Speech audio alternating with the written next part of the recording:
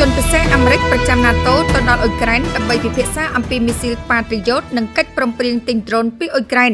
លោក Matt Whitaker តំណាងពិសេសសហរដ្ឋអាមេរិកប្រចាំអង្គការណាតូបានទៅដល់ទីក្រុងគៀវហើយដើម្បីពិភាក្សាអំពីការបញ្ជូនប្រព័ន្ធមីស៊ីលប៉ាត្រីយ៉ូតនិងកិច្ចព្រមព្រៀងស្តីពីយន្តហោះគ្មានមនុស្សបើករវាងសហរដ្ឋអាមេរិកនិងអ៊ុយក្រែនដែលនឹងកាត់ឡើងនាពេលខាងមុខនេះបើយោងតាមការប្រកាសរបស់ប្រធានាធិបតី Volodymyr Zelensky កាលពីថ្ងៃទី22 ខែកក្កដាលោក Zelensky បានមានប្រសាសន៍ថាយើងបានពិភាក្សាគ្នាប្រកបដោយលទ្ធផលល្អដោយផ្ដោតសំខាន់ជាចម្បងទៅលើវិធីការពារដែនអាកាសរបស់អ៊ុយក្រែនតាមរយៈការផ្គត់ផ្គង់មីស៊ីលស្ទាក់ចាប់ប៉ាត្រីយ៉ូតបន្ថែមទៀតតាមរយៈយន្តការមួយដែលហៅកាត់ថា PURL គឺជាគំនិតដូចផ្ដើមរបស់អង្គការណាតូដែលអនុញ្ញាតឲ្យបណ្ដាប្រទេសដែលជាសម្ព័ន្ធមិត្តទិញសម្ភារៈយោធារបស់សហរដ្ឋអាមេរិកសម្រាប់ផ្ដល់ជូនអ៊ុយក្រែនកំពុងជួបប្រទះបញ្ហាខ្វះខាតមីស៊ីលស្ទាក់ចាប់ប្រភេទប៉ាត្រីយ៉ូត PAC-3 ដែលមានសារៈសំខាន់ខ្លាំងណាស់ក្នុងការទប់ទល់នឹងមីស៊ីលផ្លោងរបស់រុស្ស៊ីនៅចំពេលដែលទីក្រុងមូស្គូកំពុងបង្កើនការវាយប្រហារតាមផ្លូវអាកាសរបស់ខ្លួន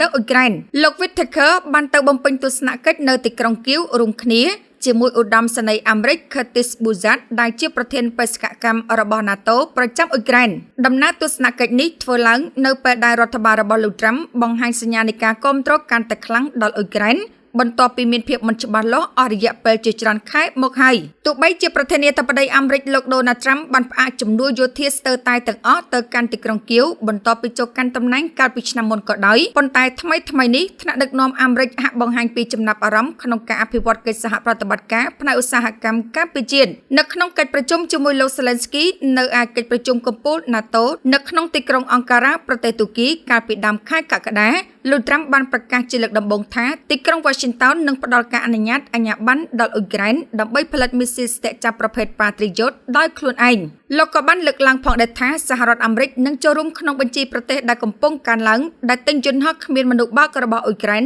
ដែលជាវិស័យមួយដែលទីក្រុងគៀវបានក្លាយជាអ្នកដឹកនាំលំដាប់ពិភពលោកក្នុងអំឡុងពេលនៃការធ្វើសង្គ្រាមជាមួយរុស្ស៊ីដែលជាប្រទេសធំលោក Zelensky បានកត់សម្គាល់ថាការពិភាក្សារបស់លោកជាមួយលោក Whitaker គឺផ្អែកលើកិច្ចព្រមព្រៀងដែលបានធ្វើឡើងជាមួយប្រធានាធិបតីអាមេរិកនៅក្នុងប្រទេសទូគីពាក់ព័ន្ធនឹងអាជ្ញាប័ណ្ណផលិតមីស៊ីលប៉ាត្រីយ៉ូតប៉ុន្តែក៏បានផ្ដោតផងដែរលើកិច្ចព្រមព្រៀងទិញលក់យន្តហោះគ្មានមនុស្សបើកដែលក្រុមការងាររបស់ភាគីទាំងពីរកំពុងតែធ្វើការងារយ៉ាងលឿនដែលអាចធ្វើទៅបានលើបញ្ហានេះ